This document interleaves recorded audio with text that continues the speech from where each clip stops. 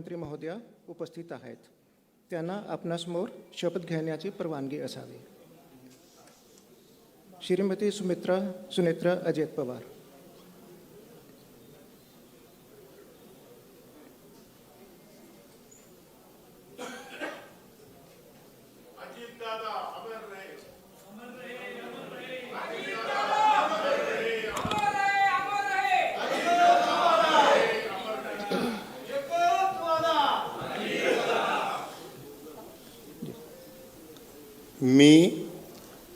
मी सुनेत्रा अजित पवार गांभीर्यपूर्वक प्रतिज्ञा करते की कायद्याद्वारे स्थापित झाले आहे अशा भारताच्या संविधानाबद्दल मी खरी श्रद्धा व निष्ठा बाळगीन.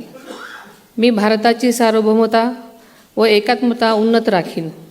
मी महाराष्ट्र राज्याची उपमुख्यमंत्री म्हणून माझी कामे निष्ठापूर्वक व सद्विवेक बुद्धीने पार पाडेन आणि संविधान व कायदा यानुसार सर्व तऱ्हेच्या लोकांना मी गांभीर्यपणे व निपक्षपातीपणे तसेच कोणाच्याही विषयी ममत्वभाव किंवा आकस न बाळगता न्याय वागणूक देईन.